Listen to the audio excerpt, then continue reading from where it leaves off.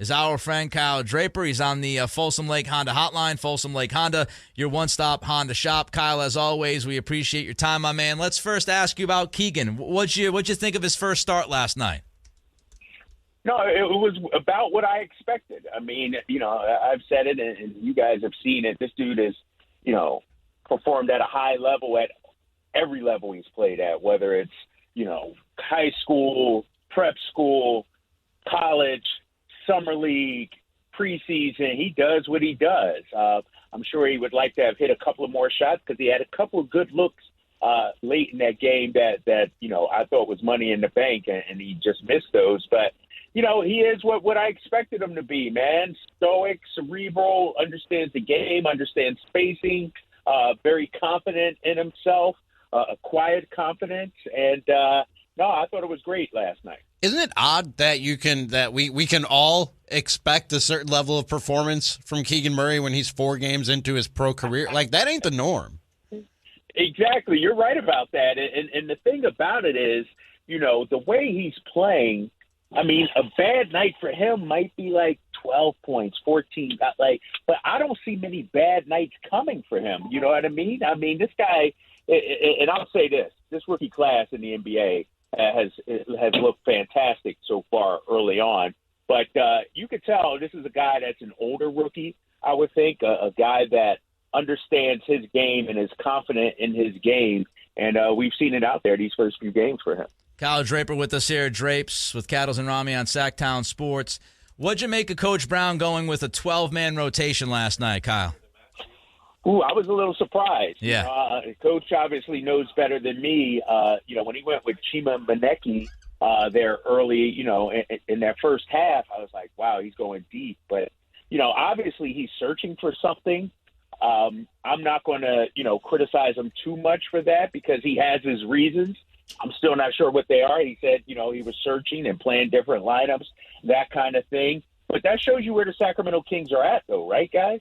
Because usually, you got a solid 9, I'd say, and then a couple of guys here and there sporadically gets it. This Kings team right now is still trying to figure it out. And I guess that's one of the, issues when you're a deep team. Somebody's eventually going to be left out of the rotation. We've seen it so far this season. Trey Lyles. Where's Trey Lyles been? This was a guy I was excited to have come back and be a big part of this team, and he's been out of the rotation. And so I just think, Mike is still trying to figure it out. And, how he's coaching right now in Game 4 and Game 5, I can guarantee won't be the same how he's coaching in Game 30 because he'll have a more set rotation and an understanding of what guys can do and how they fit. It seems to me like Mike Brown is looking for defense with all these rotations and substitutions that he's doing, and I get why. But at some point, do you think that you just put your best scorers out there and say, all right, if we can defend, we can defend, but let's try and win some shootouts? Yeah, but when you look at it, it's not like they're bad defensively individually. Like, nobody's getting blown by or getting picked on or getting eaten up. What's happening is defensively, the scheme is breaking down. Memphis picked them apart last night. I mean, Memphis out-executed them big time. And I think, when you say you put your best 5 scorers on there, that starting lineup he rolled out there yesterday, if you want to take Harrison Barnes out, I guess that argument can be made, but that's a pretty darn good starting 5. And so, we knew Keegan Murray was going to get in the starting lineup. KZ Okpala was in there for his defense, obviously, but you need scoring in this league. As much as you want to stop people, you can't have an offensive liability out there. So you do need 5 guys that can score out there on the floor. Kyle Draper with us here on Cattles and Ramie, of course. He is joining us on the Folsom Lake Honda hotline. Folsom Lake Honda, your one-stop Honda shop. Kyle, you just mentioned, you need guys that can score. Is it obvious to you that this team needs a wing scorer, that they might be one wing scorer short right now to come off the bench? Yeah, but I would say not only a wing, maybe a big also, because I feel like even their bench scoring is at the guard position. Right. Yep. Whether it's Malik Monk, Terrence Davis, you could throw Davion in there, when he gets flowing offensively. I do think, whether it's a wing scorer or a big, we saw Rashawn Holmes play extremely well in that Golden State game. But that's where I thought a guy like Trey Lyles could help you out, a guy that can knock down the three, a cerebral player, a veteran player. And so I'm not going to close the book on Trey Lyles yet. I think he'll get an opportunity here in the next few games. And you're right, though. I think more bench scoring is needed, no doubt.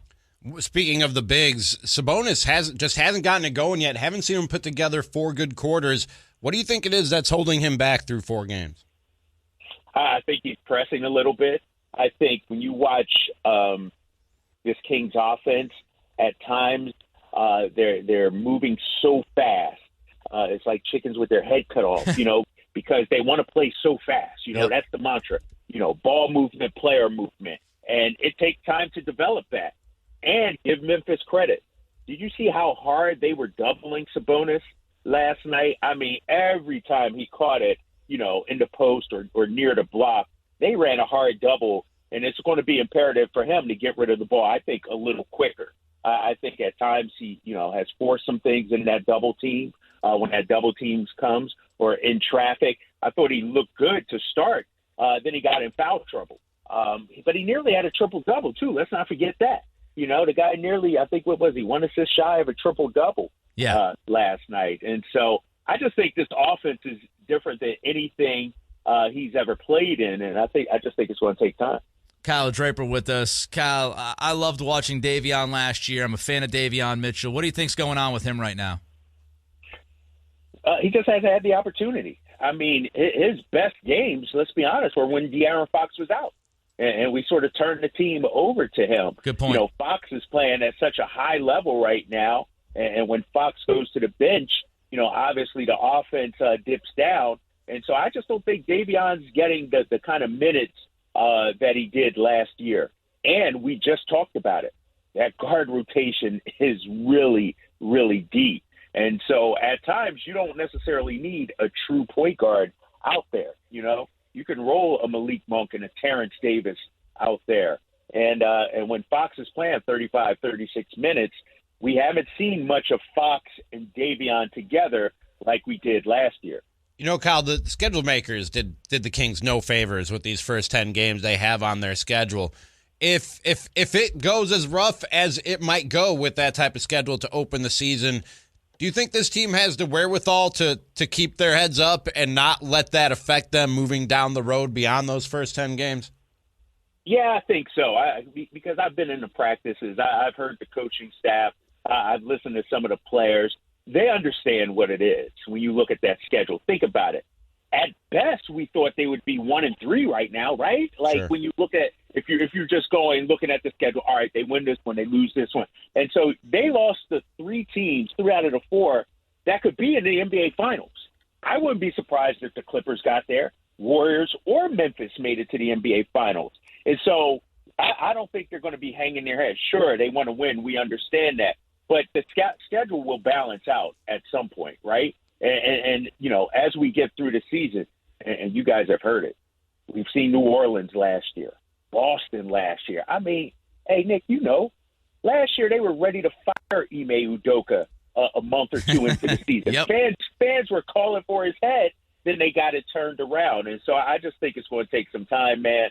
What I want to see from this Sacramento Kings team, because I don't think, these first 4 games are anything to worry about, but I want to see something we haven't seen in years. Give me a 5 or 6 game winning streak at some point, too. If you're going to lose 4 in a row, why not go out there and win 4 in a row, win 5 in a row? Don't lose 4 in a row, win 1, and then lose 3 more in a row. Or so, you know what I mean? So I want to see some consistency when it comes to wins also at some point this season. Draves, great stuff. We appreciate you. Let's do it again soon. Yes, sir. Thanks for having me on, man. Thank you, bud. There goes Kyle Draper, NBC Sports California.